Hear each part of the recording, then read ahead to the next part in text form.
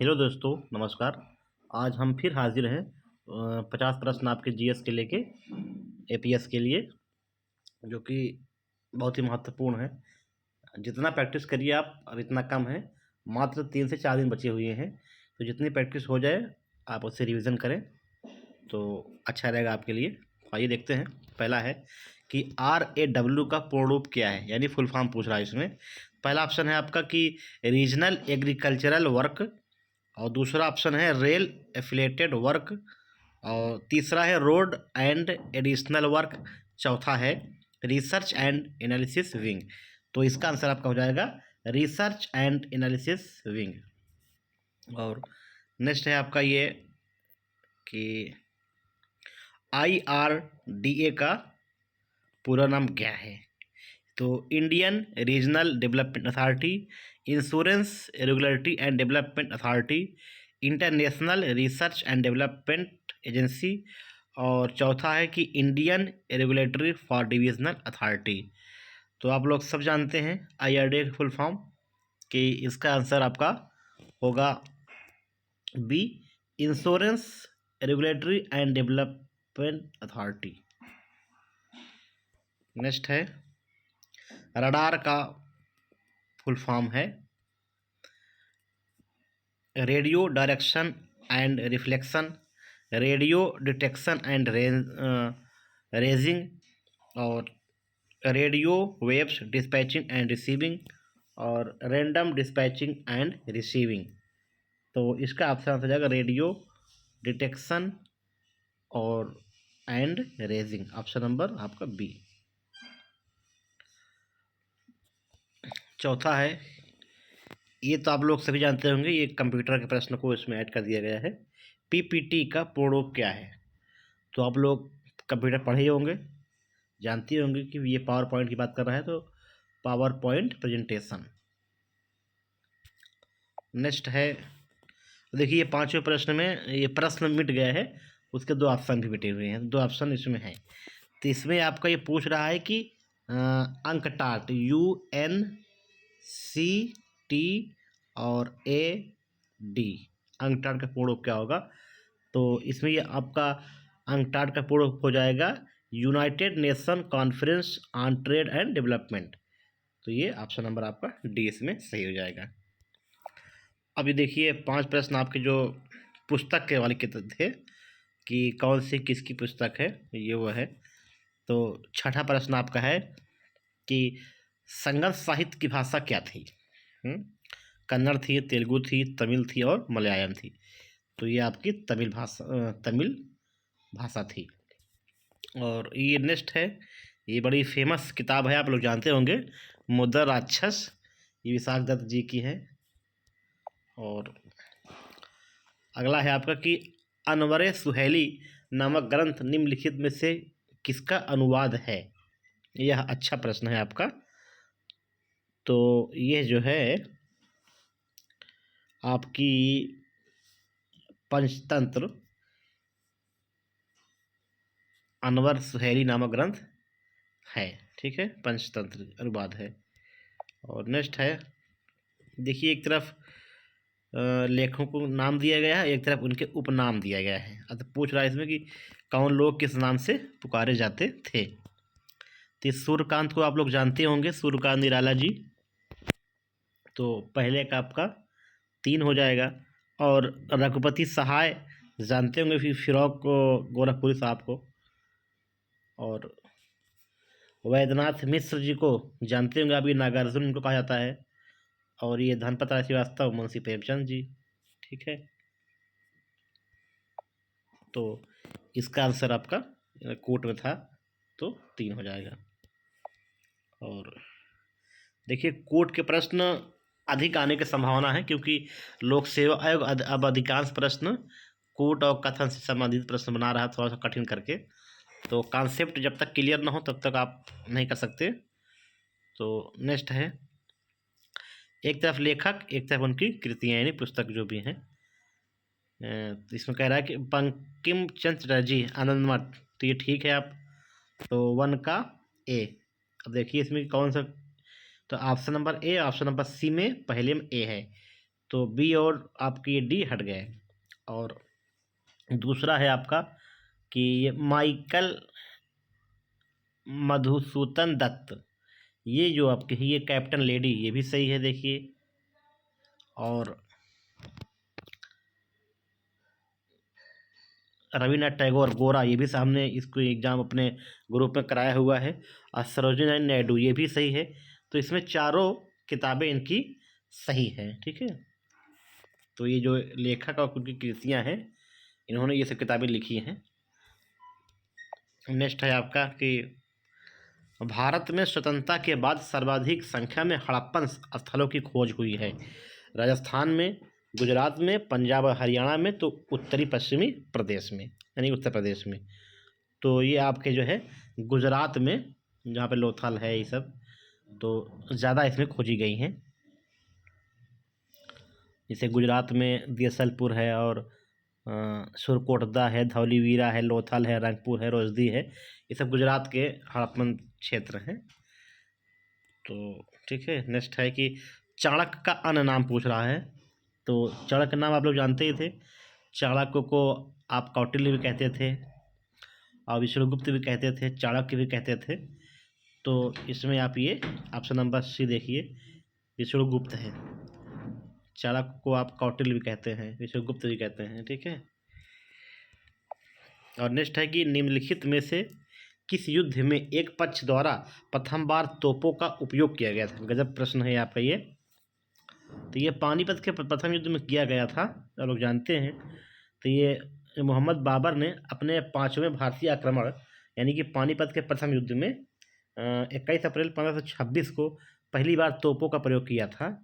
और यह युद्ध जो हुआ था आपका बाबर और अफगान शासक इब्राहिम लोदी के बीच हुआ था, और जिसमें इब्राहिम लोदी हार गया था और मारा गया था, ठीक है। तो आपका ये ऑप्शन नंबर ए हो जाएगा।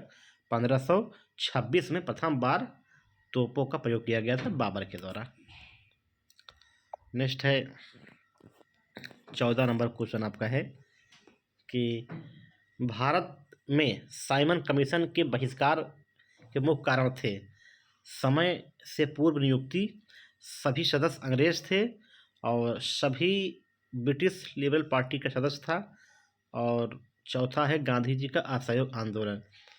कमीशन का बहिष्कार का मुख्य कारण पूछ रहा है साइमन कमीशन का। पहले तो आप लोग जान लीजिए कि साइमन कमीशन जो था ये 1927 में गठन हुआ था। भारत में यह 1928 में आया था। इसमें गो बैक के नारे लगे थे, और लाला लाजपत राय जी की लाठी के चार्ज के दौरान इनकी मृत्यु भी हो गई थी। ये सब लंबी कहानियाँ हैं। बस आप ये इतना पूछ रहा है कि इसका मुख्य कारण क्या था जो बहिष्कार किया गया था। तो बस एक ही कारण इसका था कि इसमें सभी सदस्य जो थे आपके अंग्रेज थे, इसीलिए इसका बहिष्कार किया गया था।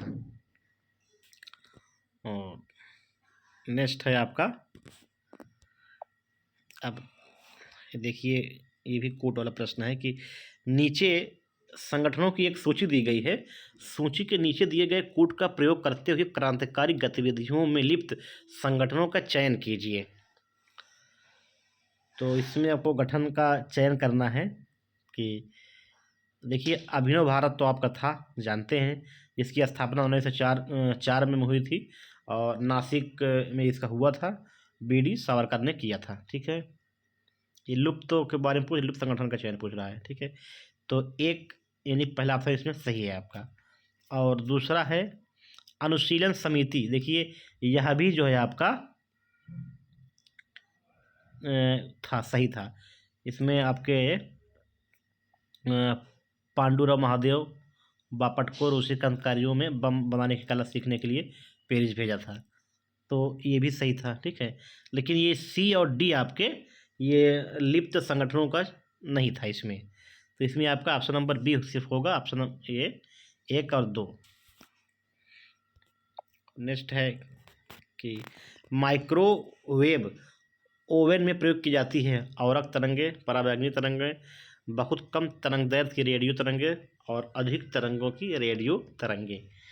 तो ये आपका बहुत कम तरंगों की रेडियो तरंगे होती माइक्रोवेव में।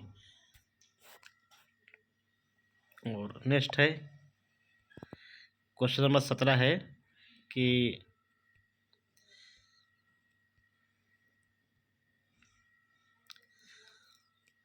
कथन ये है कि एक हवाई जहाज़ के पंख की ऊपरी सतह उन्नोदर बनाई जाती है और उसकी निचली सतह नतोदर बनाई जाती है। ठीक है, कारण है कि शीर्ष भाग पर वायु प्रवाह की द्रुत गति कम होती है और इसलिए अधोभाग में शीर्ष भाग की अपेक्षा दबाव कम होता है। तो अपना उत्तर दिए गए कोड से चुनिए। ए और आर दोनों सही हैं और आर ए की व्याख्या करता है, और आर ए की दोनों सही, परंतु ये व्याख्या करता है ए सही और गलत, ए गलत और आर सही। तो इसका आंसर आपको जाएगा ऑप्शन नंबर सी कि ए सही है आपका, यानी कि कथन इसका सही है, लेकिन कारण आपका ये गलत है। देखिए ये साइंस के प्रश्न है। पूछे सीएनजी, ये हम लोगों ने ग्रुप में देखा ही था, कंप्रेस्ड नेचुरल गैस सीएनजी का पूर्ण रूप होता है। और अगला प्रश्न देखिए कि इसमें पूछ रहा है कि प्रोटीनों के पाचन में सहायक एंजाइम कौन सा है। सारे प्रश्नों को हम लोगों ने अपने ग्रुप में देख चुके हैं, उसी की प्रैक्टिस हम लोग कर रहे हैं। तो ये ट्रिप्सिन जो होता है आपका, ये प्रोटीनों के पाचन में सहायक होते हैं। ठीक है, और नेक्स्ट है कि मिनीमता रोग जो है इसका होने के क्या कारण है। तो ये आप लोग सभी जानते हैं कि मर्क्यूरी प्रदूषित जल जो होते हैं उसी के कारण ये मिनीमाता रोग होते हैं। और नेक्स्ट है कि भारत की निम्नलिखित नदियों में से किसे जैविक मरुस्थल कहते हैं। ये भी पता है क्वेश्चन आपको कि दामोदर जो है ये जैविक मरुस्थल से कहा जाता है। और नेक्स्ट है भारत के निम्नलिखित राज्यों में से कौन सा सबसे अधिक कच्चे तेल का उत्पादक है। कच्चे तेल के उत्पादक गुजरात, जो कि असम में भी है, लेकिन कच्चे तेल के उत्पादक के मामले में आपका ही गुजरात है। और नेक्स्ट है गोकुल पुरस्कार योजना संबंधित है। ये अच्छे प्रश्न, ये आपका दुग्ध उत्पादन से इस योजना का संबंध है। देखिए ये अच्छा प्रश्न है। चंदावर के युद्ध 1194 ईस्वी में राजा जयचंद मोहम्मद गौरी से पराजित हुआ चंदावर की वर्तमान में भौगोलिक स्थिति है। बड़ा अच्छा प्रश्न है। देखिए घुमाया है क्वेश्चन को ये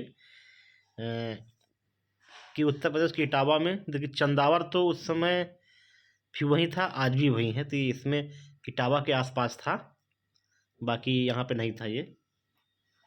ठीक है, और नेक्स्ट है उत्तर प्रदेश में लाल मिट्टी मुख्यतः पाई जाती है।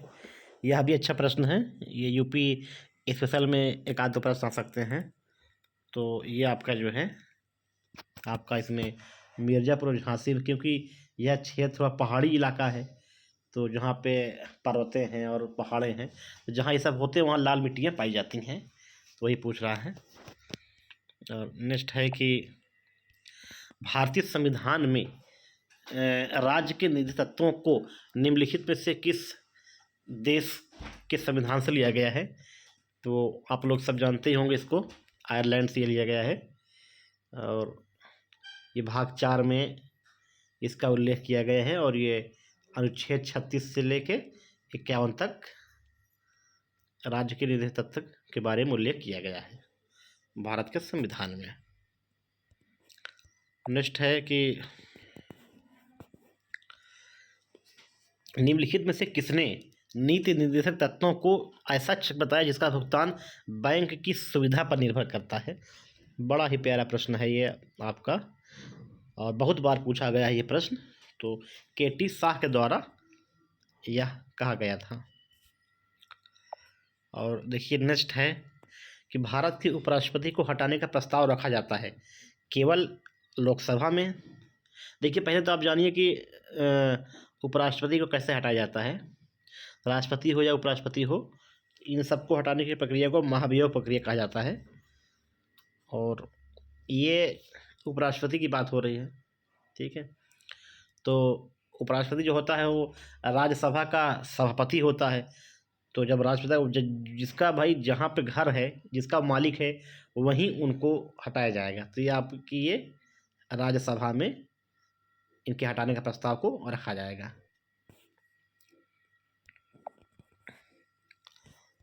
स्थानीय ग्रामीण शासन के रूप में पंचायती राज प्रणाली सर्वप्रथम क्रमशः अपनाई गई है।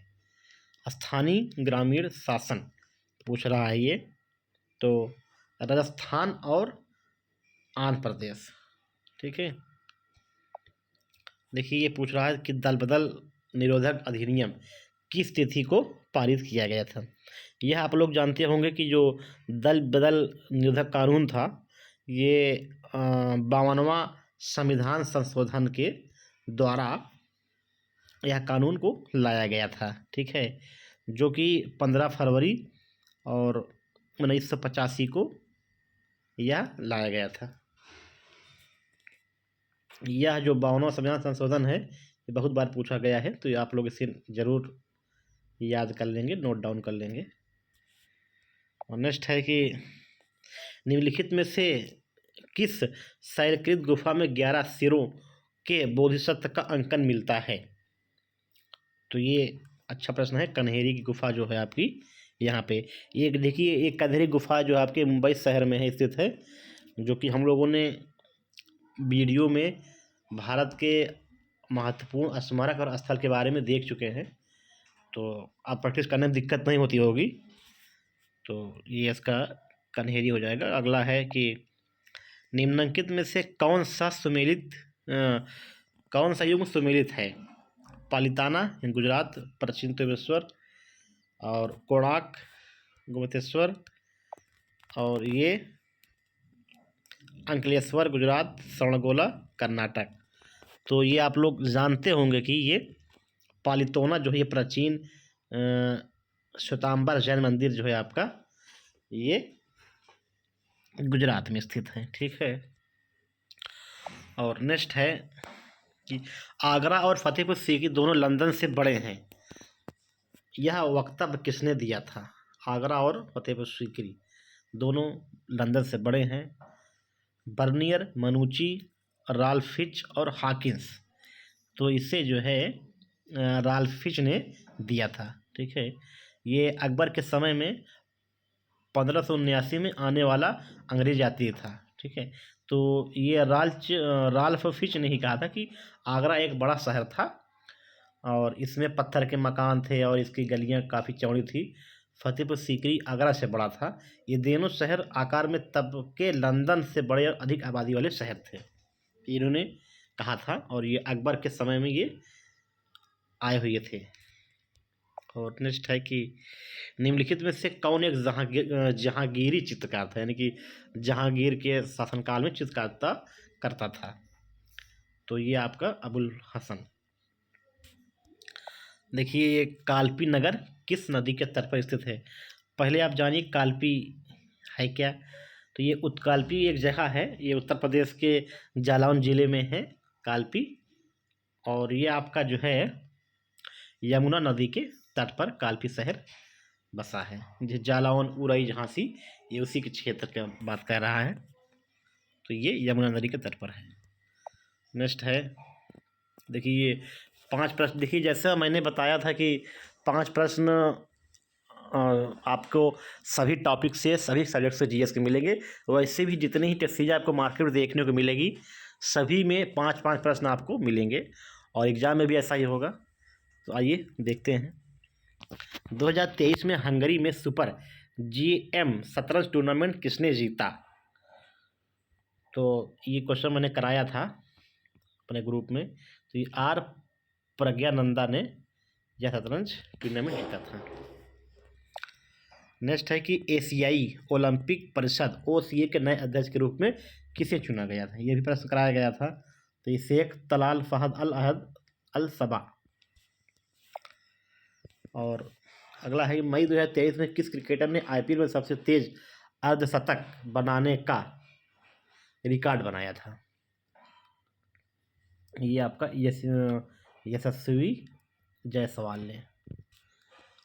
और ये है 2023 में टूर डी फ्रांस का 110वां संस्करण किसने जीता था। तो ये आपका जोनास विंगार्ड ने। और मई 2023 में संपन्न बैडमिंटन टूर्नामेंट सुदीरमन कप 2023 का खिताब किस देश ने जीता था। तो ये आपका जो है सुदीप खिताब जो है ये चीन के, देखिए इसमें ऑप्शन नहीं है तो हम बता दे रहे हैं आपको, ये चीन ने दक्षिण कोरिया को हरा कर जीता था एक। तो आंसर इसमें हो जाएगा आपका चीन। और भारत की G20 अध्यक्षता के तहत थिंक 20 शिखर सम्मेलन का आयोजन किस शहर में किया जा रहा है, यानी किया जा चुका है ये, तो ये आपका मैसूर में। अब मैसूर कहाँ है आपको पता होगा, कर्नाटक में है ये। और नेक्स्ट है कि हाल ही में किस राज्य सरकार ने मिशन शक्ति स्कूटर योजना की शुरुआत की है, तो ये आपका उड़ीसा में। तो उड़ीसा के मुख्यमंत्री हैं इस समय नवीन पटनायक जी। और अगला है कि हाल ही में मानव हाथी संघर्ष की समस्या के समाधान के लिए गजा कोथा अभियान शुरू किया है, तो ये आपके असम। नेक्स्ट है कि 13 अगस्त 2023 को उत्तर प्रदेश सरकार ने किस जिले में एक नए IT हब स्थापित करने का निर्णय लिया है, तो ये आपका लखनऊ में। और देखिए ये अंतिम प्रश्न है, आज हम 5 प्रश्न मैथ के नहीं देखेंगे, तो ये देख रहे हैं 45 प्रश्न, ये अंतिम प्रश्न होगा। उत्तर प्रदेश सांस्कृतिक व संस्कृति संवर्धन को बढ़ावा देने के लिए उत्तर प्रदेश ने किस राज्य के मध्य समझौता किया है, ये अच्छा प्रश्न है। तो ये आपका मध्य प्रदेश के साथ उत्तर प्रदेश समझौता किया है। तो ये 45 प्रश्न GS कंप्लीट होते हैं। आप लोग कमेंट में बताएं कैसा था, और अगर आप कहेंगे तो इसकी PDF हम आपको टेलीग्राम चैनल पे दे देंगे, और इस वीडियो में आपको मैं टेलीग्राम का लिंक डाल दूंगा। आप लोग चैनल को सब्सक्राइब कर लीजिए, और UPP UPSI लेखा लिपिक और स्टेनो वालों के लिए टेस्ट सीरीज की शुरुआत कर दीजिएगा टेलीग्राम पे, तो आप लोग टेलीग्राम पे जुड़ के लाभ उठा सकते हैं। धन्यवाद।